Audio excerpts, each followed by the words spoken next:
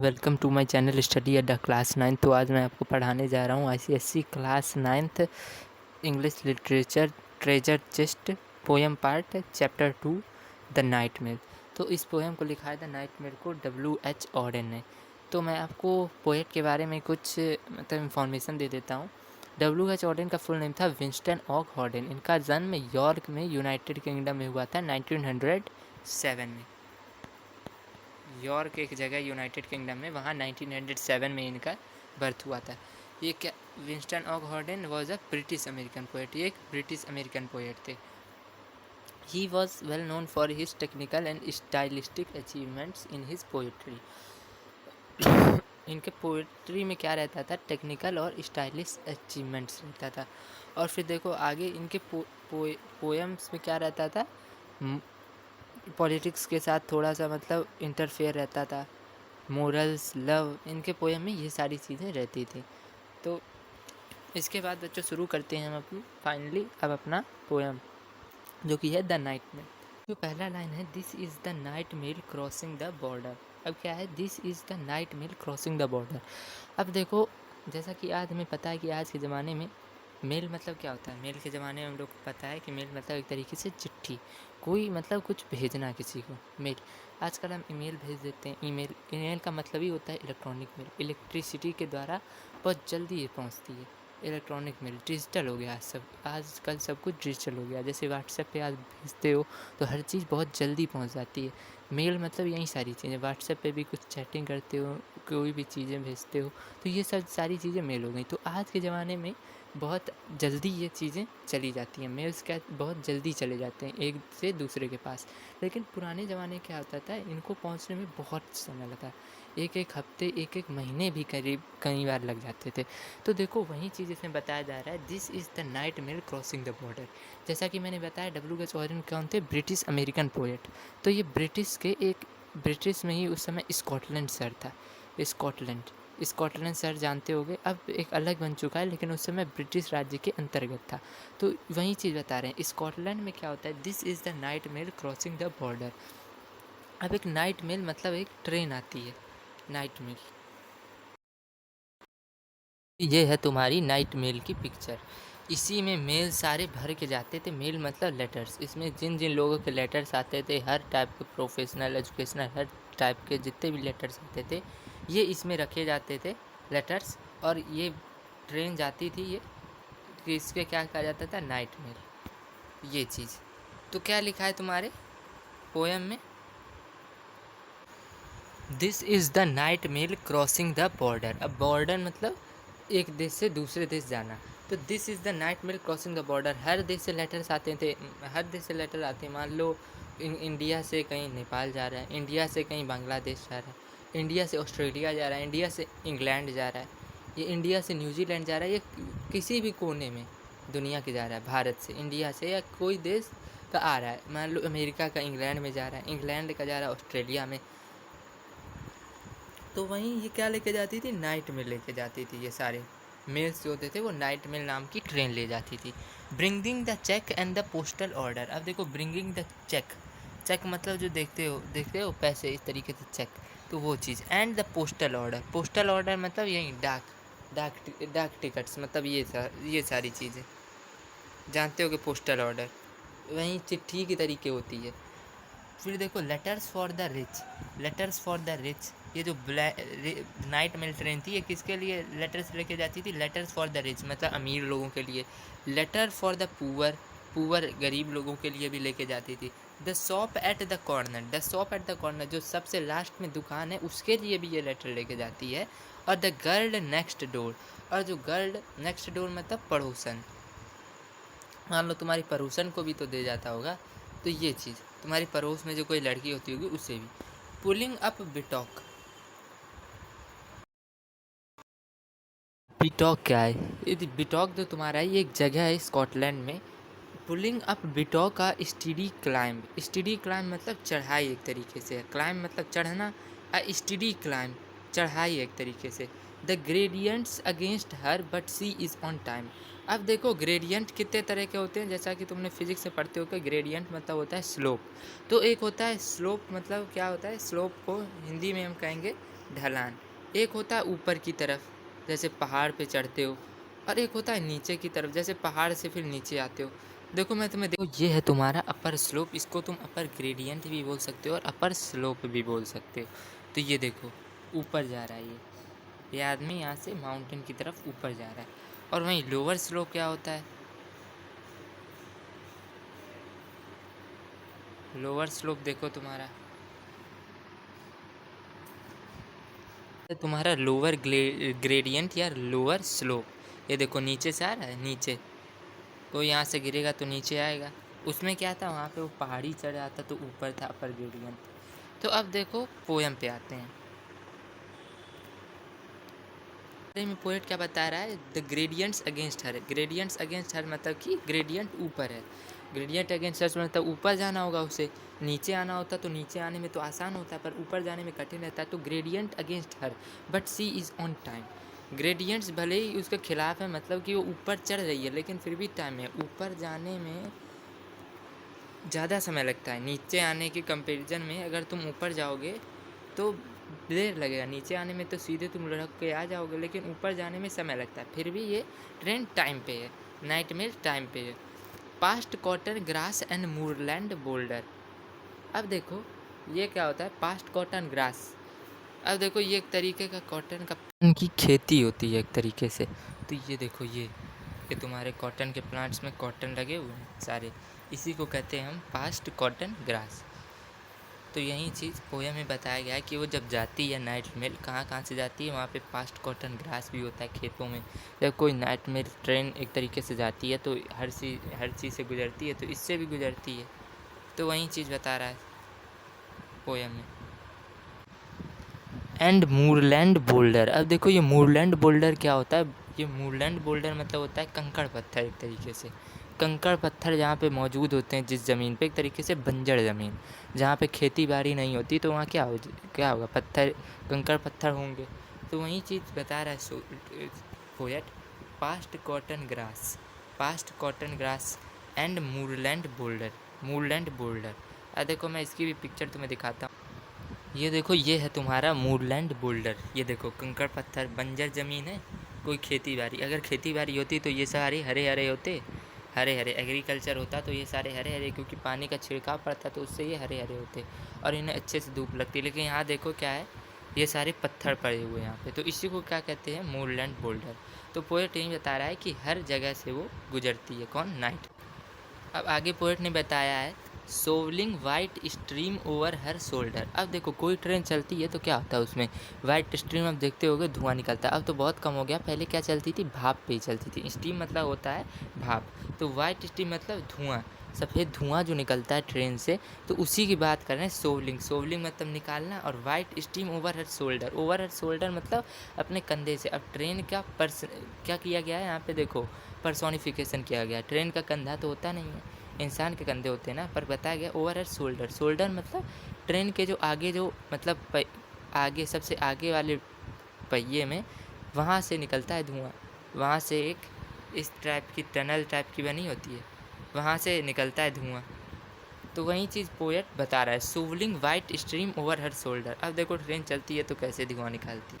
ये देखो ये चीज़, ये देखो पहले के ज़माने में ऐसी ट्रेन आती थी, भाप इंजन से बनने वाली, स्टीम पे चलने वाली ट्रेनें, तो ये क्या निकालती थी, स्टीम निकालती थी। तो वही चीज़ पोएट ने बताया। ये देखो ये दिख रहा है साफ साफ, ये देखो ये धुआं, ये चीज़।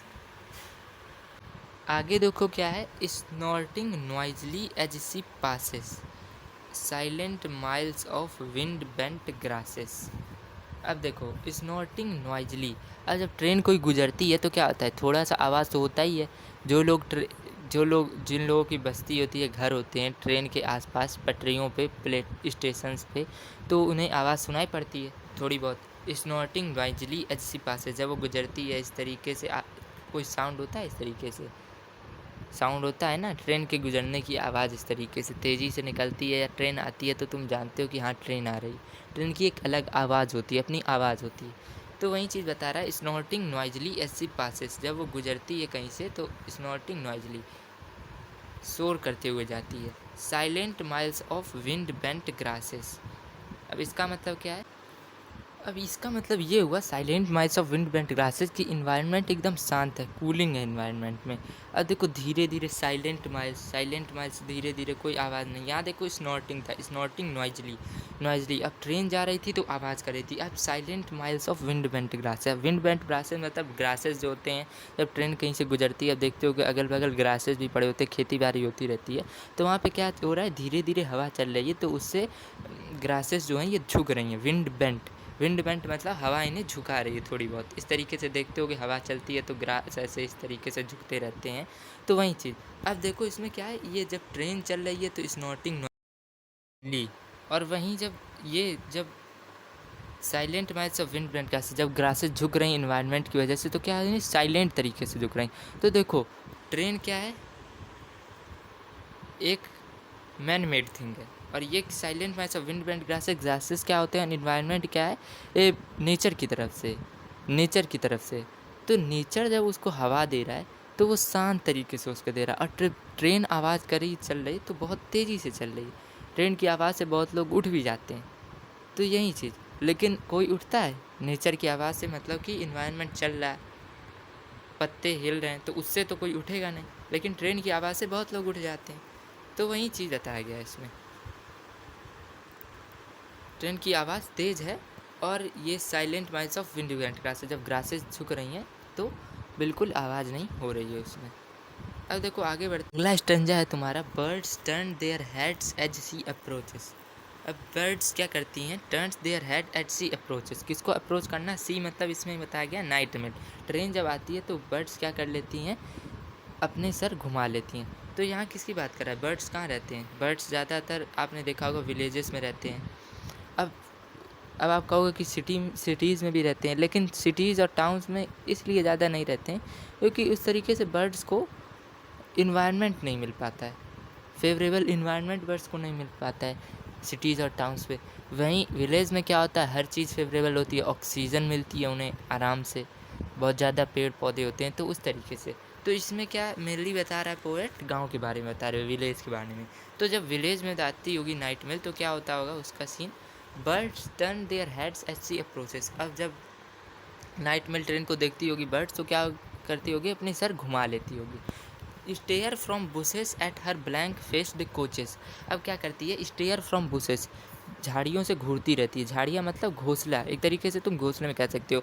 मान लो अब कहाँ बर्ड्स बैठेगी, बर्ड्स कहाँ बैठती हैं, कहीं झाड़ियों में बैठती है, झाड़ियों से लेके कुछ घोंसले बनाती है तो वहाँ बैठती है। तो स्टेयर फ्रॉम बुसेस, स्टेयर मतलब घूरना, stare from bushes at her blank faced coaches. Blank faced coaches मतलब डिब्बे, ट्रेन के जो खाली डिब्बे हैं उन्हें घूरती रहती है कौन, बर्ड्स। अब देखो sheep dogs can not turn her course. अब देखो क्या है, sheep dogs can not turn her course. अब देखो शीप डॉग्स क्या होती हैं, ये देखो ये इस जगह। अब देखो शीप डॉग्स वो होते हैं, शीप डॉग्स, ये देखो शीप डॉग्स मतलब वो होते हैं वो जानवर जो रखे जाते हैं। देखो शीप भी है और यहाँ डॉग्स भी है। अब इसका मतलब ये ना समझ लेना कि शीप और डॉग्स दोनों अलग अलग हैं, शीप और डॉग्स दोनों एक ही हैं। शीप डॉग्स क्या होते हैं, ये कुत्ते होते हैं एक तरीके से, जैसे देखते हो भेड़ों को कंट्रोल करने के लिए, भेड़ों को कंट्रोल करने के लिए ये कुत्ते होते हैं। अब देखो कोई जाता है, कोई खेत वेत में जाता है तो वहाँ भी भेड़ें होती हैं, तो उन भेड़ों को कंट्रोल कौन करेगा, उन भेड़ों को कंट्रोल कौन करेगा, किसान तो फार्मिंग करता है, तो भेड़ों को कंट्रोल करने के लिए कुत्ते रखे जाते हैं। तो इसीलिए उन्हें क्या कहते हैं, शीप डॉग्स कहते हैं। तो अब पोएट इसमें बता रहा है sheep dogs can not turn her course. अब देखो शीप डॉग्स क्या करेंगी, sheep dogs can not turn her. अब हर मतलब कुछ लोग सोचेंगे कि ये शीप डॉग्स के बारे में बता रहे हैं, लेकिन ये हर मतलब ये नाइटमेयर के बारे में बता रहे हैं। क्या बता रहे हैं, sheep dogs can not turn her course. अब शीप डॉग्स क्या कर सकती हैं, रास्ता नहीं बदल सकती हैं, किसका, नाइटमेयर ट्रेन का। हर मतलब नाइटमेयर ट्रेन, तो क्या करती हैं sheep dogs can not turn her course, जैसे वो भेड़ों के। तो वहीं बता रहा है पोएट कि जिस तरीके से ये डॉग्स कुत्तों का रास्ता बदल देती हैं, उस तरीके से ये ट्रेन का रास्ता नहीं बदल सकती। अब देखो मैं तुम्हें शीप डॉग्स की एक पिक्चर भी दिखा देता हूँ। ये देखो ये होती हैं इस तरीके से शीप डॉग्स, ये देखो ये है एक शीप डॉग। यहीं क्या होती हैं, भेड़ों को कंट्रोल करने के लिए रखी जाती हैं खेतों पे, ये चीज़ें। तो क्या कर सकती हैं sheep dogs? Can not turn her course, train का रास्ता नहीं बदल सकती, क्योंकि वो जानती है ट्रेन अपने रास्ते से ही जाएगी, पटरी पे जा रही है तो अपने रास्ते से जाएगी। अगर वो उनके बीच में आएंगी तो उन्हीं का लॉस होगा, शीप डॉग्स का ही लॉस होगा। तो ये चीज़, they slumber on with paws across, तो वो क्या करती हैं? दे स्लम्बर, तो क्या करती हैं? वो सोती हैं। स्लम्बर मतलब सोना, sleeping. On with paws across, pause across मतलब एक पैर पे दूसरा पैर रखना, एक पैर पे दूसरे पैर रख के वो सोती रहती हैं। कौन? Sheep dogs. In the farm she passes no one wake, she passes मतलब नाइटमेयर के बारे में बताया पोएट ने। जब ट्रेन गुजरती है फार्म से विलेज कह सकते हो, तो क्या करता, she passes no one wakes, कोई नहीं उठता। But a jug in a bedroom gently shakes, लेकिन ट्रेन की जो वाइब्रेशन होती है, जब ट्रेन चलती है तो साउंड में चलती है, तो उसके वाइब्रेशन क्या होता है? अ jug in a bedroom gently shakes, थोड़ा सा हिल जाती है। जग जो रखी होती है बेडरूम में, उससे जग थोड़ा हिल जाती है। ट्रेन जब साउंड करती है तो वाइब्रेशन होता है, उसकी वजह से जग in a bedroom gently shakes, धीरे से हिल जाती है। अब देखो अगला स्टैंजा बच्चों तुम्हारा है, dawn freshens her climb is done. Dawn freshens मतलब अब सुबह हो चुकी है। डाउन फ्रेसेंस मतलब पहले अब रात थी, अब क्या हो गया? सुबह हो चुकी है। डाउन फ्रेसेंस मतलब मॉर्निंग आ गई। हर क्लाइंब इज डन, हर मतलब नाइट में, तो उसकी क्लाइंब मतलब चढ़ाई डन हो गई। मतलब चढ़ाई मतलब क्या? उसने अपना सफ़र अब तय कर लिया। हर क्लाइंब इज डन, सफ़र नहीं तय किया, सॉरी, बट अभी वो ऊपर चल रही थी। अपर ग्रेडियंट मैंने बताया था, और लोअर स्लोप। अपर स्लोप और लोअर स्लोप, ग्रेडियंट मतलब स्लोप भी होता है। तो अपर स्लोप जो चल रही थी, वो उसकी अपर वाली चढ़ाई ख़त्म हो चुकी है, ऊपर चढ़ने वाली चढ़ाई। अब क्या है? Down towards Glasgow she descents. अब वो कहाँ जा रही है? ग्लासगो। ग्लासगो क्या है कि इंडस्ट्रियल एरिया है, इंडस्ट्रियल एरिया। तो क्या कर रही है? सी डिसेंट्स। डिसेंट्स मतलब नीचे आना। डिसेंट मतलब क्या होता है? असेंडिंग ऑर्डर, डिसेंडिंग ऑर्डर पढ़ा होगा, तो डिसेंडिंग ऑर्डर मतलब बड़े से छोटा होता है। तो क्या है? बड़े से छोटा मतलब छोटा, नीचे आना। तो नीचे आ रही, लोअर स्लोप पे आ रही, तो अब उसकी ऊपर वाली चढ़ाई खत्म हो गई। अभी तक क्या कर रही थी? वो ऊपर चढ़ रही थी, ऊपर चढ़ी जा रही थी, लेकिन अब क्या है? Down towards Glasgow she descends towards the steam tugs yelping down a glade of cranes. अब देखो ग्लासगो एक इंडस्ट्रियल एरिया है, तो क्या है यहाँ पे? Towards the steam tugs yelping down a glade of cranes. Steam tugs क्या होता है? एक तरीके की नाव होती है। ये नाव देखा होगा, नाव देखा होगा, कहीं जाते होगे नदी यदी में, तो नाव वहाँ देखते होगे।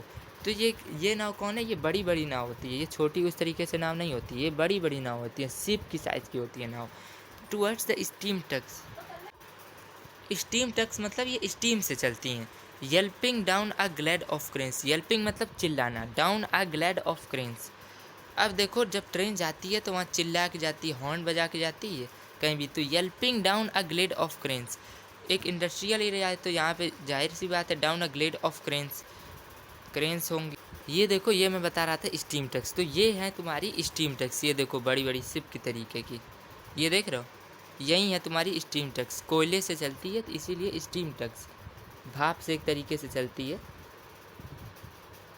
वही चीज़।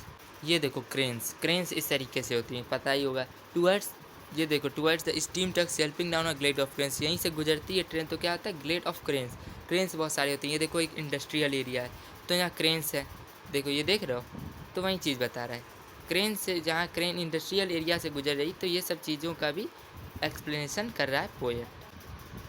अब आगे क्या है? Towards the field of apparatus, towards the field of apparatus. Apparatus मतलब खेती बाड़ी होता है, तो यहाँ कौन सा इंडस्ट्रियल एरिया है, तो यहाँ एक तरीके से किसकी खेती बाड़ी होगी? अब यहाँ पे कोई एग्रीकल्चर तो होता नहीं होगा, पेड़ पौधे तो लगते नहीं होंगे, यहाँ फल फूल की खेती बाड़ी तो होती नहीं होगी, तो जाहिर सी बात है ये इंडस्ट्रियल एरिया है, तो यहाँ किसकी खेती बाड़ी की बात हो रही है?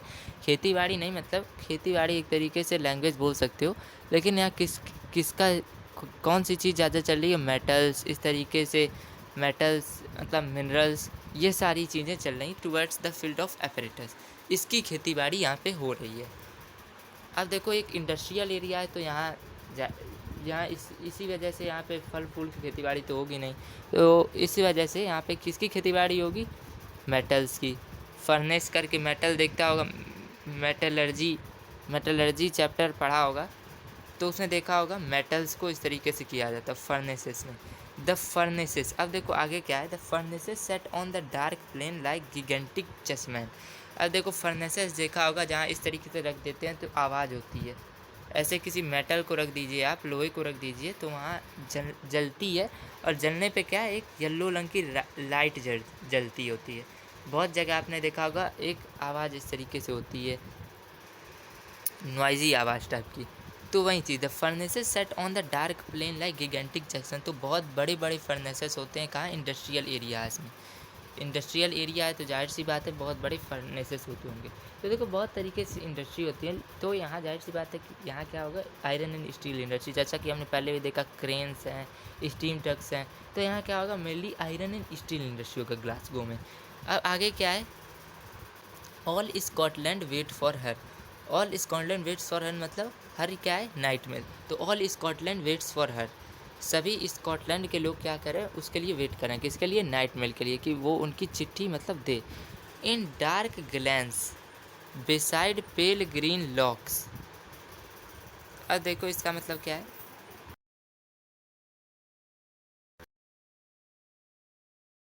डार्क ग्रैंस का मतलब ये हुआ कि लोग घाटियों में तड़पते हैं। स्कॉटलैंड के जो लोग हैं वो चिट्ठी जो नाइट मेल से आ रही है उसे पाने के लोग घाटियों में जाते हैं। Beside pale green locks, beside मतलब क्या होता है, बाय द साइड ऑफ, मतलब झील के बगल में। पेल ग्रीन मतलब हल्की हरी रंग की, और लॉक्स ये कौन सा शब्द है, लॉक्स। लॉक्स मतलब है लेक्स, लॉक्स है ये स्कॉटिश शब्द है, ये स्कॉटिश वर्ड है। देखो डार्क लेंस में वादियों में लोग तड़प रहे हैं स्कॉटलैंड के, बेसाइड पेल ग्रीन रॉक्स मतलब झीलों के पास गए हैं वो लोग, स्कॉटलैंड के लोग। मैन लॉन्ग फॉर न्यूज़ देखो नीचे लिखा है, तो झीलों के पास स्कॉटलैंड के लोग गए हैं और वहाँ तड़प रहे हैं, किसे पाने के लिए, नाइट मेल में जो उसकी चिट्ठी रखी हुई है उसे पाने के लिए। उसे पाने के लिए इकट्ठा हुए हैं घाटियों में। ये चीज़ पोएट बताने की को आगे स्टेंजा में बच्चों तुम्हारा लिखा हुआ है, letters of thanks, letters from banks. इसका मतलब क्या है, लेटर्स ऑफ थैंक्स।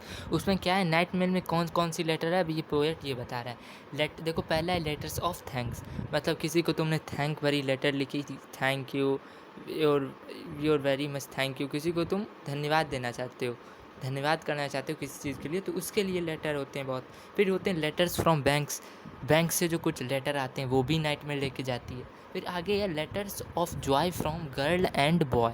अब देखो किसी गर्ल और बॉय ने लिखा हो, चाहे गर्ल हो, लड़की हो या लड़का हो, तो लेटर्स ऑफ जॉय, जॉय मतलब उत्सुकता भरा, उत्सुकता भरा कोई पत्र लिखा हो, लेटर लिखा हो, तो वो भी नाइट मेल कंटेन करती है। Receipted bills and invitations to inspect new stock और टू विजिट रिलेशंस। अब देखो ये क्या है, रिसिप्टेड बिल्स, रिसिप्टेड मतलब received bills and invitations.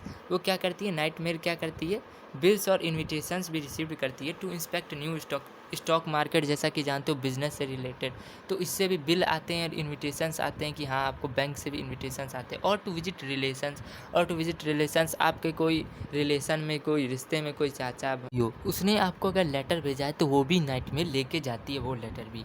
And applications for situation, हर अलग सिचुएशंस के लिए भी लेटर लेके जाती है। कोई भी सिचुएशन हो, जैसा ऊपर आपने देखा letters of thanks, letters from banks, letters of Joy from girl and boy, ये सारी चीज़ें भी। And applications for situation, application मतलब एप्लीकेशन कोई आप लिख रहे हो किसी को, बैंक को लिखा जाता है एप्लीकेशन, या कोई भी किसी भी डिपार्ट को आप एप्लीकेशन लिखते हो तो वो भी नाइट मेल कंटेन करती है, वो भी नाइट मेल लेके जाती है। एंड टिमिड लवर्स डिक्लेरेशंस, अब देखो टिमिड लवर मी कौन हो सकता है, कोई भी लड़का लड़की हो सकता है, तो वही चीज़ बता रहा है। एंड टिमिड लवर्स डिक्लेरेशंस मतलब जो टिमिड मतलब क्या आता है, डरपोक, डरपोक का इजहार सामने से नहीं कर पाते हैं, तो वो क्या करते हैं, लेटर के माध्यम से एक दूसरे को प्यार का इजहार करते हैं अपने लेटर के माध्यम से, लेटर से। और फिर देखो and gossip, gossip from all the Nations, और सब जगह से क्या आती हैं, सब नेशन से, एक नेशन से दूसरे नेशन में अब लेटर भेजते हैं तो वहाँ बहुत सारी बातें लिखी होती हैं, तो गॉसिप मतलब बातें, gossip gossip from all the nation, एक देश से दूसरे देश में, एक शहर से दूसरे शहर में। तो इस तरीके से ढेरों सारी बातें लिखी होती हैं लेटर्स में, और वहीं नाइट मेल भेजती है। News circumstantial, news financial. News circumstantial मतलब है, सरकमस्टेंशियल दो तरीके न्यूज़ हुए, एक सेकेंडरी न्यूज़ हुआ, एक प्राइमरी न्यूज़। प्राइमरी न्यूज़ वो हुआ जो एक मेन न्यूज़ है, और सेकेंडरी न्यूज़ वो न्यूज़ होगा जो प्राइमरी न्यूज़ की वजह से हैपन हुआ, प्राइमरी न्यूज़ की वजह से हैपन हुआ कोई चीज़। मतलब मान लो एक कोई प्राइमरी न्यूज़ है और उसकी वजह से जो न्यूज़ आएगा बाद में, प्राइमरी न्यूज़ मतलब एक न्यूज़, और उसकी रिजल्ट की वजह से जो एक न्यूज़ आएगी उसे हम कहेंगे सेकेंडरी न्यूज़। तो ये सारी न्यूज़ सर्कमस्टेंशियल न्यूज़ कौन भेजता है?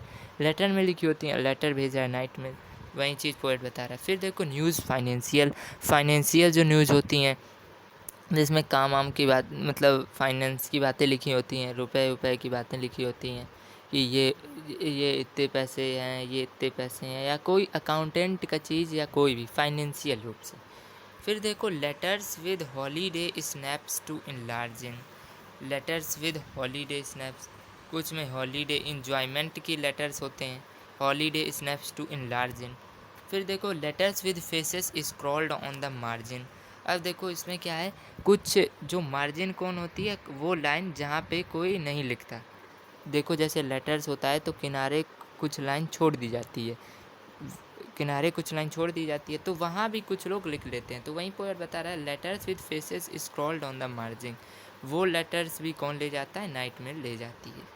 फिर अगला अगला पैरा देखो, फिर देखो आगे है letters from uncles cousins and aunts. Letter किस किस के तरफ से आते हैं? अंकल के द्वारा, चाचा अंकल, कजिन्स के द्वारा, तुम्हारे चचेरे भाइयों के द्वारा, एंड आंट्स भी मतलब भेजती हैं। तो ये sir letters from uncles cousins and aunt, उनके तरफ से भी तुम्हारे लिए लेटर्स आते हैं। Letters to Scotland from the south of France. अब देखो लेटर स्कॉटलैंड में भी लेटर आता है from the south of France. अब इसके इस पैरा की मदद से पोएट ये बताना चाह रहा है कि ये हर जगह लेटर एक जगह से दूसरी जगह हर जगह जा रही है। देखो फ्रांस एक अलग कंट्री है और स्कॉटलैंड एक अलग कंट्री है, तो फ्रांस से स्कॉटलैंड में जा रही है, साउथ ऑफ फ्रांस से स्कॉटलैंड में जा रही है। फिर देखो letters of condolence to Highlands and Lowlands. अब क्या है? लेटर्स ऑफ कॉन्डोलेंस, कॉन्डोलेंस मतलब सहानुभूति होता है। तो letters of condolence to Highlands and Lowlands, सहानुभूति के जो पत्र होते हैं वो भी भेजे जा रहे हैं टू हाईलैंड मतलब पहाड़ी इलाके, और लोलैंड्स मतलब मैदानी इलाके। हाईलैंड्स मतलब ऊपरी वाले, ऊपरी कौन होते हैं? पहाड़ी। और लोलैंड्स मतलब नीचे वाले इलाके, नीचे कौन होते हैं? मैदानी इलाके। मैदानी इलाके मतलब जहाँ हम लोग रहते हैं, एक तरीके से वहाँ समतल भूमि, एक तरीके से कह सकते हो। तो लेटर्स ऑफ कॉन्डोलेंस मतलब अब सहानुभूति के लिए, मान लो किसी की दुर्घटना हो जाती है या कुछ भी हो जाता है तो उसके लिए सहानुभूति के भी पत्र लिखते हैं, हाँ ऐसा नहीं होना चाहिए था, बहुत दुख है हमें, ऐसा नहीं होना चाहिए था, ये हो गया, ख़राब हो गया।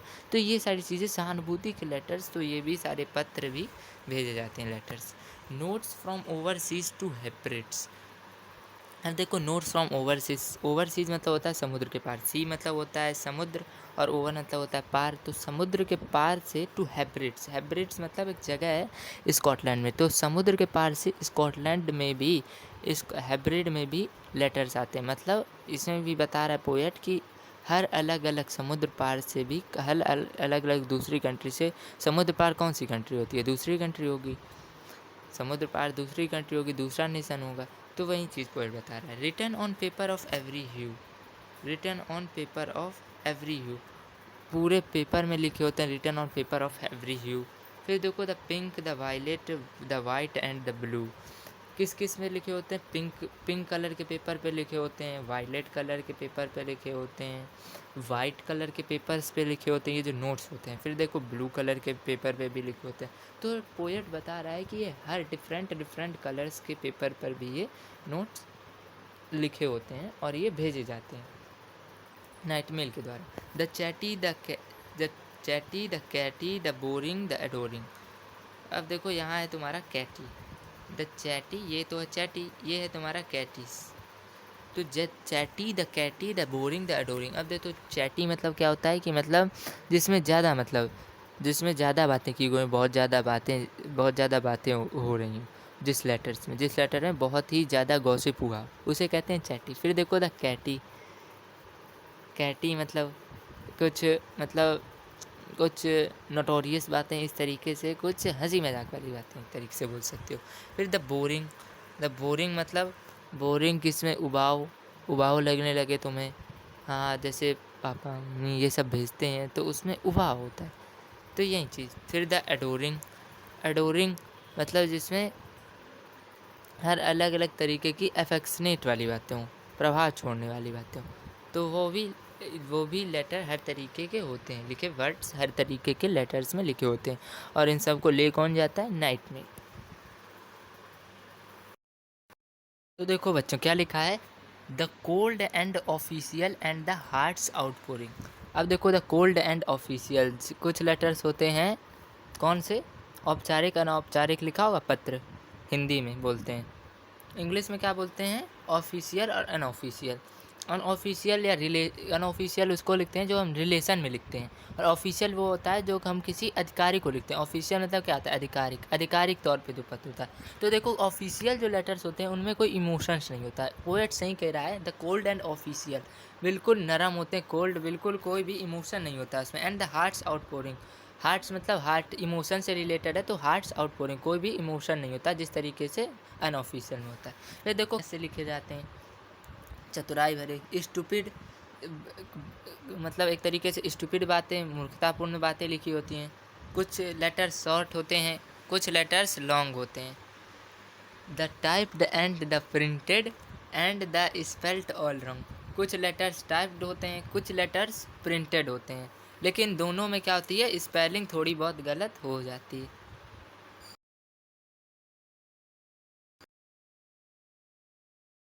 है। Thousands are still asleep, thousands are still asleep मतलब बहुत लोग अभी भी सोए हैं, सोए हुए हैं। थाउजेंड, हजारों की संख्या में लोग अभी भी सोए हुए हैं। ड्रीमिंग ऑफ टेरिफाइंग मॉन्स्टर्स, और सोते हुए तुम क्या देखते हो? सपना देखते हो। तो वो क्या सपने देख रहे हैं? डरावने सपने देख रहे हैं, सो रहे हैं और डरावने सपने देख रहे हैं। और of friendly tea beside the band in Cranston's और क्रॉफर्ड्स। अब ये देखो दो कंट्रास्ट है इसमें, कंट्रास्ट है इसमें। दो तरीके के लोग हैं, एक तो जो सोते हुए क्या देख रहे हैं? डरावने सपने देख रहे हैं, और दूसरे जो फ्रेंडली टी बिसाइड, कुछ लोग देख रहे हैं कि हम साथ में चाय पी रहे हैं। Friendly tea beside the band in Cranston's और हैं क्रैंस्टन्स और क्रॉफर्ड्स स्कॉटलैंड में, वहाँ लोग मतलब ये लोग सपने देख रहे हैं इस तरीके से। Asleep in working Glasgow, asleep in well set Edinburgh, लोग किस कहाँ सो रहे हैं? ग्लासगो में भी सो रहे हैं, ग्लासगो एक इंडस्ट्रियल एरिया है स्कॉटलैंड का। और वेल सेट एडिनबर्ग, एडिनबर्ग एक रिफाइनरी एरिया, रिहायशी टाइप का एरिया है, बहुत ही अमीर लोगों का, अमीर टाइप का। एस्लीप इन ग्रेनाइट अबरडीन, अबरडीन भी एक जगह है वहाँ। नाइट, ग्रेनाइट जानते हो कि पत्थर ये होती है एक तरीके की ग्रेनाइट, उसका काम होता है यहाँ अबरडीन में, तो वहाँ भी लोग सो रहे हैं, ग्रेनाइट अबरडीन। अब देखो बच्चों आगे क्या है, दे कंटिन्यूस, अब वो क्या है? ख्यालों में देखे जा रहे हैं, देखे जा रहे हैं। They continue their dreams but shall wake soon and hope for letters, लेकिन पोएट कह रहा है बट वो लोग बहुत जल्द ही उठेंगे। Shall wake soon and hope for letters मतलब लेटर्स के लिए वो लोग उम्मीदें रख रहे हैं कि नाइट मेल आएगी और उनके लेटर्स उन्हें देगी। And none will hear the postman's knock without a quickening of the heart. अब इसमें क्या कह रहे हैं कि जब मतलब पोस्टमैन आएगा, पोस्ट और जब वो पोस्टमैन की नॉक सुनेंगे, पोस्टमैन जब उनके दरवाजे खटखटाएगा तो उनके दिल में धड़कन तेज़ हो जाएगी, धड़कनें उनकी हार्ट बीट बढ़ जाएंगे, without a quickening of the heart. अब इसमें क्या बता रहे हैं? And none will hear the postman song without a quickening of the heart, क्या किसी के दिल में धड़कन तेज़ नहीं होगी जब वो मतलब पोस्टमैन की नॉक सुनेगा? तो इसमें क्या पोएट बोल रहा है कि हाँ इसमें धड़कन तेज़ होगी, मतलब वो बताना चाह रहे हैं। For who can bear to feel himself forgotten, और इस महत्वपूर्ण पल में कौन अपने आप को पीछे छोड़ेगा, और ये भुलाने वाला पल नहीं है और इसे भुलाया नहीं जा सकता, कोई भी इसे नहीं भुला सकता। इसी के साथ बच्चों तुम्हारा ये चैप्टर भी कंप्लीट होता है, ICSE class 9th treasure chest poem English literature का जो है उसका चैप्टर 2 नाइट मेल।